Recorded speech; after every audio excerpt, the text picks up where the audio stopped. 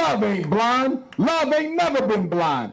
If love is blind, show me a rich white woman married to a broke black man. Love ain't blind.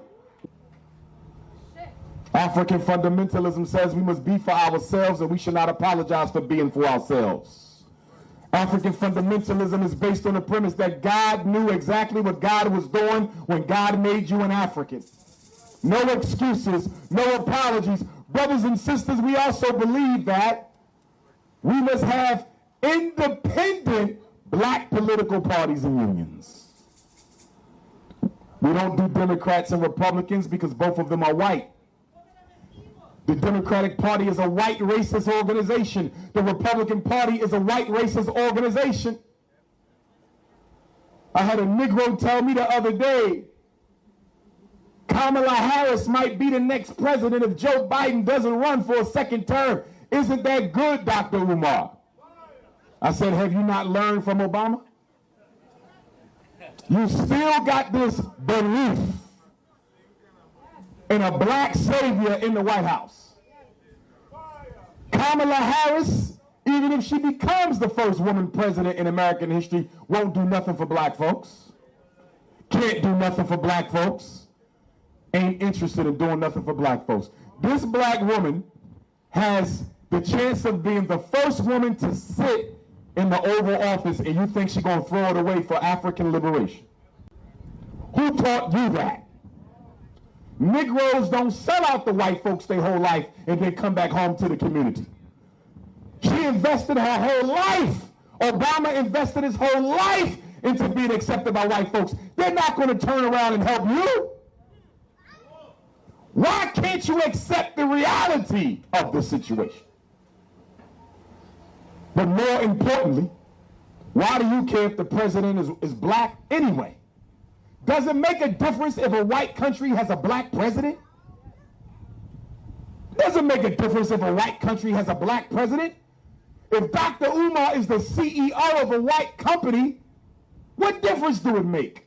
White people still control it. I don't want a black president. I don't need a black governor, a black mayor, black city council. I need black power.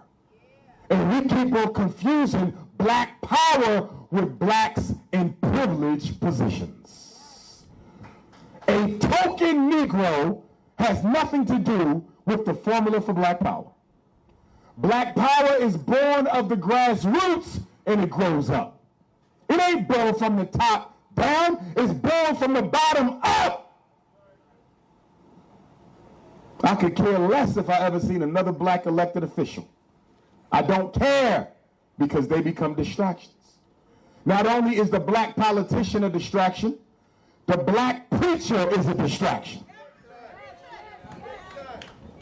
In fact, the preacher and the politician are the two most dangerous Negroes in the entire African world. They do the same thing, they just do it differently. The politician has you believing in a better tomorrow without any work being done just because you voted for him. And the black preacher got you waiting for a better tomorrow without any work being done just because you prayed with him. Have you ever seen the people get liberation through prayer?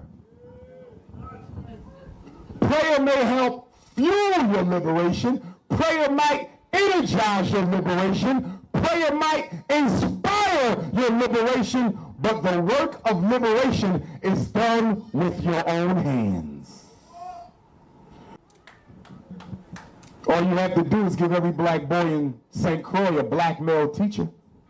That's all you got to do. Put a man at the front of the class. Black woman, I'm not saying you're not a good teacher. Some of you are excellent.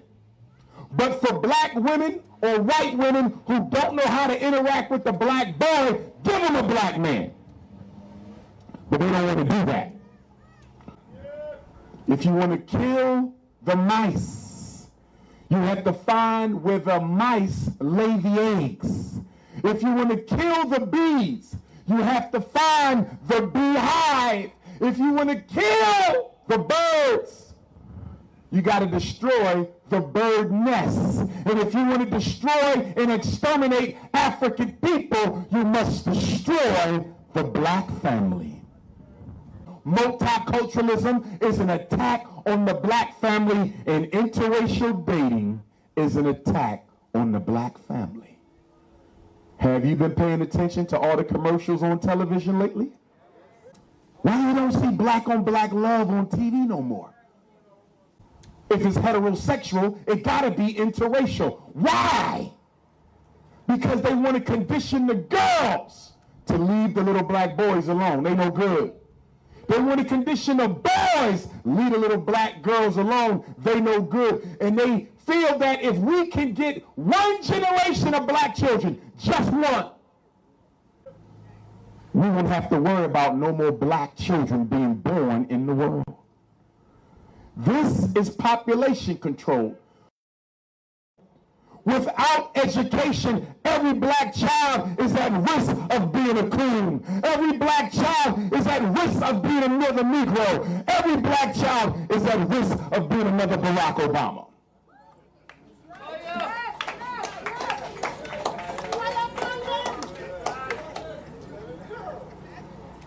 It is hypocritical for adults to struggle for liberation and not teach the children how to.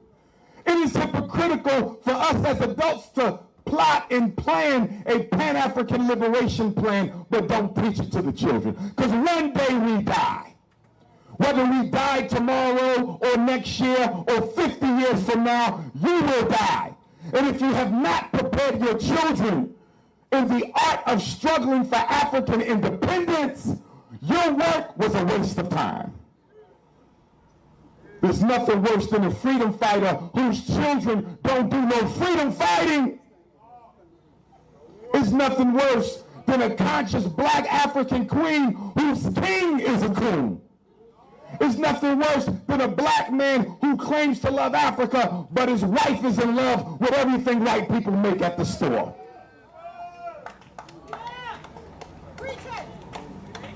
A black man with a black coon for a queen is no different than a black man with a white woman. And the reason we oppose interracial marriage is not because we hate white people. It's because you cannot build strong black families with the alien. You cannot build strong black communities with your oppressor's woman. Love ain't blind. Love ain't never been blind. If love is blind, show me a rich white woman married to a broke black man. Love ain't blind. White folks know what they do. They use you. They drain you economically, and then they throw you back to the wolves.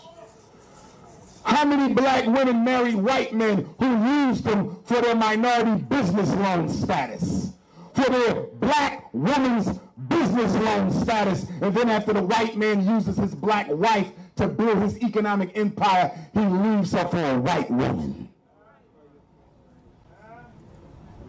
White women drain the black man and then throw you back. You don't know black man, the only white woman you can have is the one other white men don't want. You get the leftovers. Kanye West, you get the leftovers. Charles Barkley, you get the leftovers. Jalen Rose, you get the leftovers. You don't get the rich white women. You don't get the white women from the top 20 families. You get the broke ones. And the biggest problem with interracial mating and dating and marriages, you allow people who've already stolen enough from us. The white man and white woman have stolen enough from us. They have already robbed us. They've robbed Africa. They've stolen your resources. They've stolen your culture. They've stolen your inventions. They've stolen your spiritual heritage. And on top of everything else they stole, you now want to open your legs and give them your DNA too. Haven't they stolen enough? That's not enough. Now they got to have your chromosomes too. Your DNA too. You don't see the self-hatred involved in that. I got nothing against the white woman, but you're robbing from the black community every time you lay down with one. Not to mention you disgrace your ancestors. The mixed race African is a part of our family, but they must identify with the family. I have no issue with the black man with a white mother or the black woman with a white father. It's not your fault. You're African as well, but you got to claim it and identify with it, not just when you're around us, but you got to claim your Africanity when you're around your white family. You cannot be conflicted about who you are, or you become an ally of the oppressor. We must be unapologetic about our Africanity, brothers and sisters. Being unapologetic means you don't bleach your skin. Being unapologetic means you don't need no weave. Being unapologetic means you don't perm your hair. Being unapologetic means you don't get no European eyelashes. Being unapologetic means there's no white Jesus hanging on your walls at home. And I'm willing to bet, St. Croix, that some of y'all still got Jesus on the wall, the white one. How do you put your enemy as your deity? How do you do that? How do you take the same person who robbed, killed, stole, enslaved, colonized, neo-colonialism, you put a picture of one of his brethren on your wall and you pray to it, wondering why you get no answers. And when you take it down, you got to burn it. You can't put it in the trash. You got to put it to fire. Because if you take a white Jesus and put it in the trash, another Negro will come and get it out the trash and put it back up on the wall. Black people, we have to admit that we are in love with white folks. We must admit it. If we were not in love with white folks, there's no way we'd still be in the condition we're in. But I can find a Chinatown everywhere I go. I can find a little Arab wherever I go. I can find a little Italy and a little Israel everywhere I go, but I can't find an Africa town nowhere. We are comfortable being ruled by whites. And do you know why that is? Slavery and colonization has destroyed African consciousness so much that most of us don't even have a good reason for wanting to be independent. The average black person will work for a white person their whole life and never see nothing wrong with it. You will teach your children to work for white people their whole life and see nothing wrong with it. You will live in a white community your whole life and think nothing's wrong with it. What happened to the African man and woman's God-given instinct for independence? Because you have a God-given instinct for independence, you are put here with a natural desire to create for yourself. What happened to it? Slavery and colonization killed it. And they killed it because they killed our ability to do for self. And after your ability to do for self is killed 400 years, 500 years, every day of your existence, you're not allowed to do anything for yourself. You're only allowed to do it for your oppressor. Once the slavery ends, once the colonization ends, guess what? You've already been conditioned to only do for your oppressor and never for yourself. The great Huey P. Newton, co-founder of the Black Panther Party, said, Negroes suffer from inertia. We don't do anything until our backs are up against the wall. And why is that a problem? If you only react after the white man acts, he controls your destiny. If you only react after the white man acts, he controls your destiny. We have become reactionary revolutionaries. And a reactionary revolutionary is no revolutionary at all, because a revolutionary must be progressive, not reactive. Revolutionaries think, they strategize, they plan, they organize, They don't wait for white folks to hurt them first and then say, how should we respond? That's not a revolutionary. That's a fool. We need our own agenda. We need our own plans, our own ideas, our own scholarship. We stand on African culture, brothers and sisters. We don't need anything new the white man is giving you. If he's giving it to you, it's not for your best interest. White man gave the black woman feminism. Why did he come into the black community and start pushing feminism? CIA invented feminism. They financed it and put it in the universities. And they recruited black women to become feminists. Black sister, why do they want you to become a feminist? Because they wanted you to turn your back on the oppression of the black man. If we could convince the black woman that the black man is her problem, she'll never see white supremacy. He goes to jail because he ain't got no discipline. He ain't got no job because he's too lazy. He ain't taking care of the kids because he's not a real man. So what they do is they distract you from racism and make the black man the scapegoat. I didn't say the black man don't have no problems. I didn't say the black woman should not hold the black man accountable, because we need to be held accountable just like you need to be held accountable. But what you don't do is you don't take something white people came up with, bring it back to your community, and think you're going to solve a problem with it. Listen to me. African Fundamentalism 101. You've been going to its colleges and universities for the past 50 years. All these degrees we got as African people all over the world. And what have all the education we got from the white man gave us? Nothing but student loan debt.